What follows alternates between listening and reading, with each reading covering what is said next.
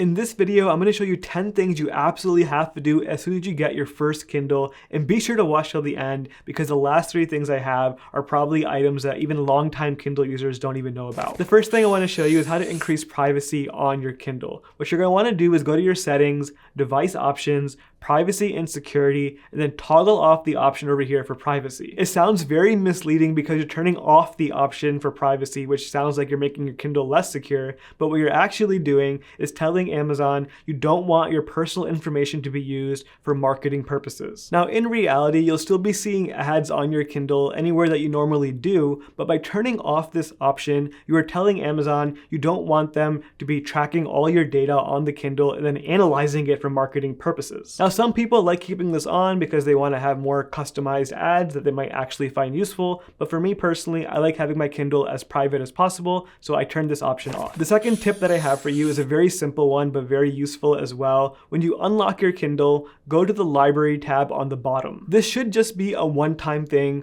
Once you go to the library tab, every single time you go back to your home screen or turn your Kindle on, it should go to the library tab automatically. The reason why I suggest this change is because the home tab that's next to the library tab is going to be filled with recommendations that Amazon thinks you'd be interested in. But if you go to the library tab, you're only going to see the books that you actually have on your Kindle that you put there. It just feels a lot more personal and cleaner when you go to this tab instead. I don't like seeing recommendations, so I highly suggest you stick to the library tab instead. The next tip I have for you is also within this library section of the Kindle. On the top left, you're going to see this little icon with a bunch of toggles. Press on that and you're going to be entering the filters menu. Now, as you use your Kindle, you'll be buying more books from Amazon over time, and maybe even some audiobooks through Audible, and over time your library will get very, very messy, and you may want to be filtering out things so you can only see the things you actually want to see. For me, the way I do is I only have it set to show books that are unread, so that means any audiobooks are automatically filtered out. Any books I already finished are also automatically filtered out. The next tip I have for you is when you're actually reading a book on your Kindle.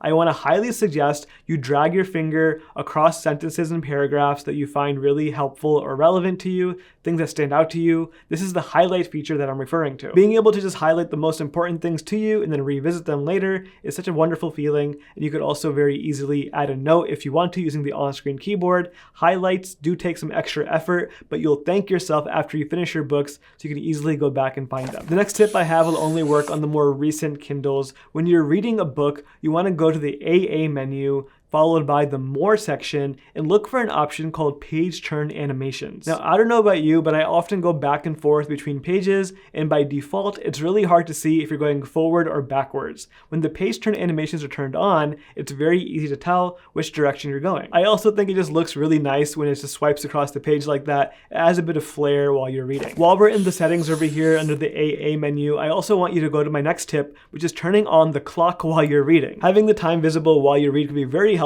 for you, especially if you read at night. Speaking from experience, you'll often get lost in your book, so having that time right at the top of the screen is very helpful. Moving on to tip number 7, we want to go back to the main Kindle settings. Under the screen and brightness section, you'll see a toggle here for show book covers on lock screen. Now, this option will only be available to you if you actually have a Kindle without lock screen advertisements. If you see ads on your lock screen, you don't have this setting available. I like this option a lot because it makes your Kindle feel like a real book. When you have it in sleep mode and the Kindle is just sitting somewhere in your house, it'll display the book cover on the lock screen, which just feels way more authentic than a blank screen. Now, real quick, before going into the last 3 tips I actually wrote a whole book called Kindle Bookworm that goes through over 40 different tips and tricks for owning a Kindle. If you really want to get the most out of your Kindle and know all the settings in and out, I have this short book that you can finish in under 1 hour that'll go through every single feature. Link for that book down below. All right, my next tip is also back in the settings of the Kindle. You want to go to the settings and then device options, and then don't do anything quite yet, but I want you to read the option here for sync. Now, this used to be called the Whispersync option, but it does the same exact thing. It basically keeps all your books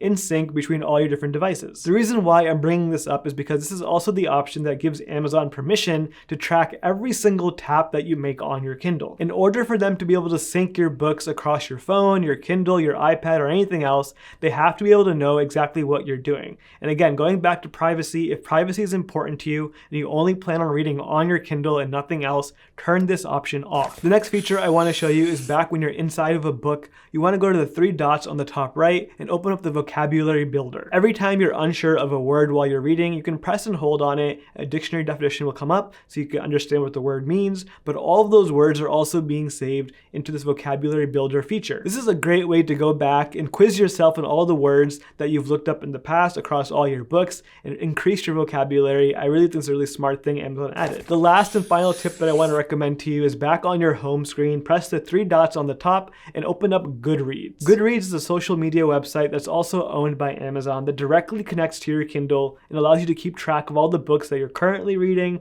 want to read, or have already finished. Now, when I first bought my Kindle, I really did not want to use Goodreads because I did not want more social media. And on top of that, the website is absolutely terrible. But I really do think it's a good feature to have because it directly connects with the Amazon books that you're reading on your Kindle. And the second you finish them, it'll automatically update that on Goodreads. I love this feature because at the end of the year, I can go back and see all the books that I finished, all the books that I'm currently reading, and then they give you a really nice summary, similar to Spotify and their wrap up at the end of the year. You kind of have a similar thing going on with Goodreads. Now, if you enjoyed all of these tips and maybe you're more of an advanced user, you may be interested in trying out jailbreaking your Kindle. I have a whole video dedicated to talking about the pros and cons of jailbreaking. Link for that video on the screen right now. Thank you so much for watching. I'll see you next time.